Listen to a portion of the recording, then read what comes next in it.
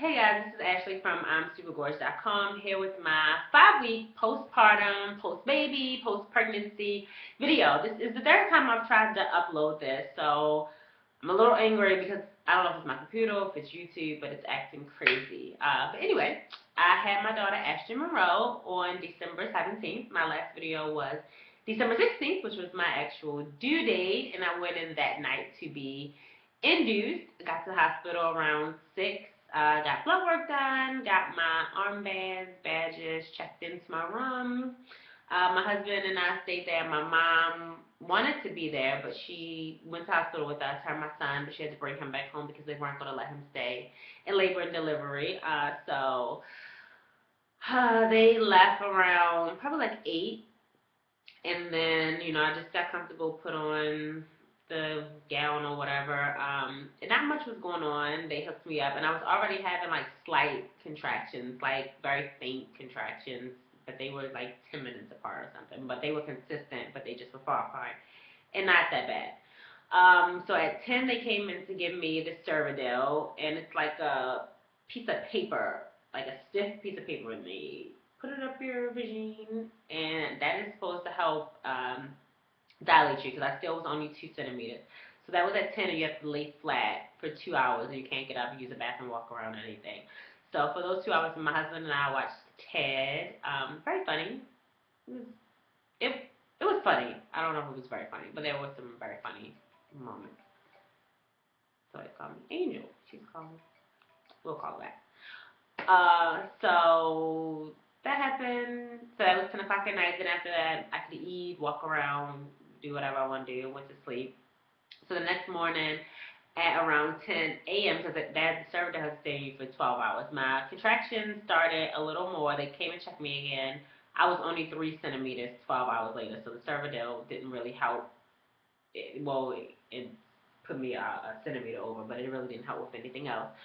But I was still having contractions, and now when they were a little closer, they were probably like maybe 8 minutes apart now, but they were a little more intense. So at 10, they started me on Pitocin, and at first, I wasn't feeling anything. It was just the same contractions like I was having, but a little closer.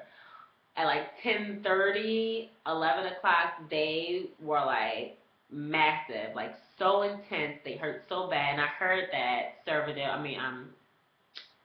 Pitocin, you know, is painful, but it was so painful. And then like 11:30, they were coming like so close together. It was like one would come and then it would stop, and then another one would bam hit instantly. So my chart was like, so they were just so consistent, so close together, and it was so much pain. Like I wasn't crying, but I felt like I wanted to cry. So it was like 11:30. So at 12, my sister was there, my mother had came back by then, so me and my husband were there, and they came in like, do you want to get an epidural now? And I was like, no, it's too early. And they're like, ma'am, your contractions are coming so close together, and they're intense. Like, if we don't do it now, we might not be able to do it. And I'm like, I'm only 3 centimeters. Like, I'm going to be in labor for 12 more hours, and I don't want the epidural to wear off. They're like, well, we think you should get it now. So I was like, okay, I'll get it now. So they made everybody leave out the room, which I was a little sad about because with my son, my husband could stay in the room while I got the epidural. So I started crying because I didn't want to be in the room by myself. I guess I was just over emotional. And so they did the epidural, and it didn't take to one side of my body. So I was like, yo, like, if I'm going to labor, I'm going to still be in pain on one side. So they went in my back and moved something around. They're like, oh, is that better? And I was like, not really. So then they let my mom and my husband and my sister come back in. And they were like, oh, well, just lay to your side. I think it was my right side that didn't take. So they were like, lay on your right side for 20 minutes and then lay on your left side and then lay on your right side again. And it should, I guess the medicine should work its way through. So I'm just laying there and nothing's really going on. So my husband, by this time it's probably around 12 something. They came in and checked me. I was still 3 centimeters at like 11:30, I think. So my husband went downstairs to the cafeteria to eat because they had like Chick-fil-A or something down there, and they said the line was super long. So my husband went down there to get some Chick-fil-A to eat. And my sister was about to leave because it was like almost 1 o'clock now. She had to pick my niece up from school, which was 45 minutes away. So she was about to leave, and everybody's like, "Oh, you're not gonna have this baby till 8 o'clock tonight." So I'm like, "All right, well, she's about to leave." So as my sister's like packing up her stuff to leave, getting her coat on and everything, the nurse comes in, or tech or whoever comes in to check me. And so she checks me, and then she's like, "Okay, turn over." So I'm like, "Oh, okay," because remember I said they were telling me turn to this side, turn to that side. So I'm like, "Okay, let me turn to the other side." They're like, "Oh no, you're ready to push." I'm like, "What? No, I'm not ready to push." They're like, "Yeah, you're ready to push." I was like, "What?" They're like, "You're 10 centimeters." So I was like, I went from 3 centimeters to 10 centimeters in less than an hour. So I'm like, "Wait, no, somebody has to get my husband." Said, calling my doctor. My doctor's office is probably like 8 minutes away from the hospital. So they calling my doctor. They're like, she's on her way. I'm like, somebody has to find my husband. I cannot push until somebody goes down to this cafeteria to get him. So my sister goes down to the cafeteria to get my husband. So after she was gone for about 5 to 10 minutes, my husband walks back in, and I'm like, "Where's my sister?" So she's gone. So now I'm like, "Well, no, we gotta wait for my sister." So the doctor is coming in, and then my sister came in, I think, like right after the doctor. So my doctor scrubs up, gets ready, or whatever. They lift me up. 1, 2, 3, push. Baby's out. So it was a very easy delivery. Um, the labor, not so easy, but delivery was very, very easy. So they put her on my chest. I got to see her, but then they automatically put her over on under the warmer because her body temperature was low. So she was under there for a while, for about an hour. So that was a little scary. Didn't know what was going on. They just kept telling me like, "Oh, don't worry, she's okay, whatever, whatever." So they finally brought her back to me and let me see her for a little while, but then they wanted to take her again just to check her out and everything. And they had to put her under the warmer again because her body temperature wasn't staying consistent. So they took her for probably an hour, washed up and everything, brought her back. I don't know who she looked like at first, but now I think she looks like me. A lot of people say she looks like my son, and her dad thinks that she looks like him. Honestly, if I had to pick one person who she looks like the most, it's probably my mother. And they say like when people drive you crazy when you're pregnant, that's what your child is going to come out looking like. So I think that's true. So my sister left to go get my husband's grandmother and my nieces. My friends came down to see the baby, and I was fine. I was in good spirits. I was happy. I was happy to be over delivery. I was happy to be out of labor, everything. But that night, I was super exhausted from delivery and everything. But the hospital I was in, they don't take like the baby to the nursery to sleep at night. They just, this is your baby, day one. You gotta do everything. So I was really tired with the baby. She kept getting up every 2 hours, and I was having really bad contractions still. And I didn't know what it was, but it was my uterus contracting back. And the nurses kept coming in and checking on me. They're like, "Oh yeah, it's tougher the second time around." I was like, "Yeah, I don't even remember with my son my uterus contracted back." But with this, it was so intense. It felt like labor all over again. So they gave me Tylenol 3, and then a few hours later they gave me codeine. Not codeine, ibuprofen.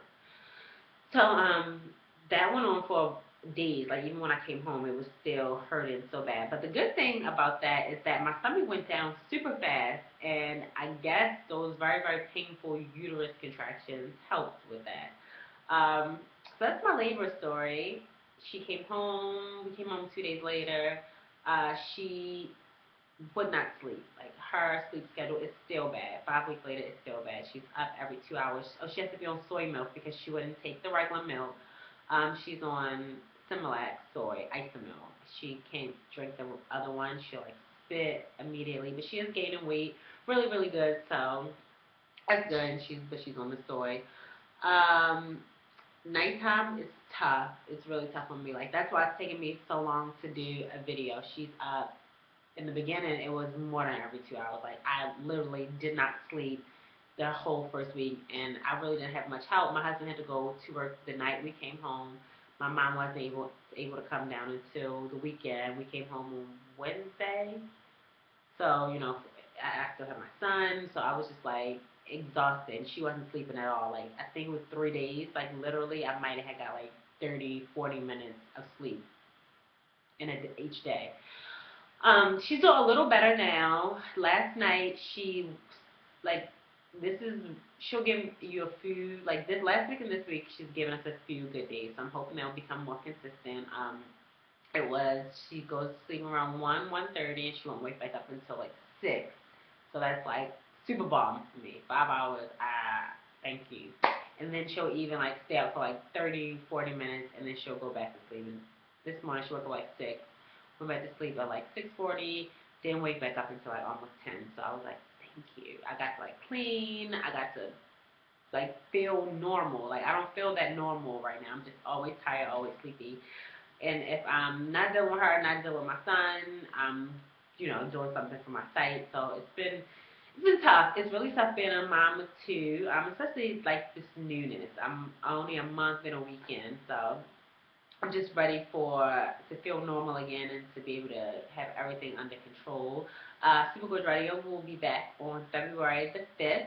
This upcoming Monday is my six-week appointment.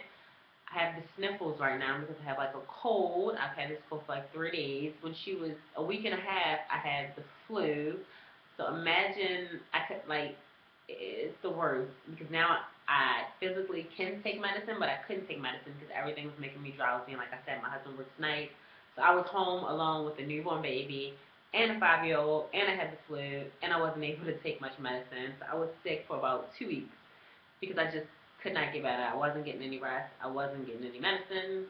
It was terrible. And I have like a cold.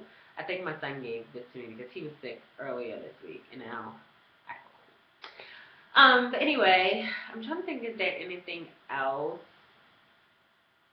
Not really.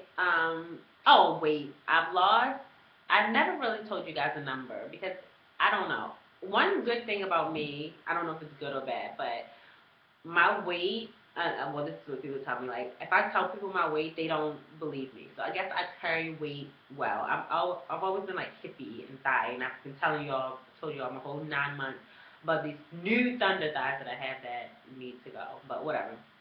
So my last doctor's appointment when I was 9 months pregnant, I weighed. Can't even believe I'm going to tell you guys this. It was 194 pounds. Like that's insane. So that much. So now I weigh one. I weighed myself yesterday. 172. So that's 22 pounds that's gone. And I gained 35.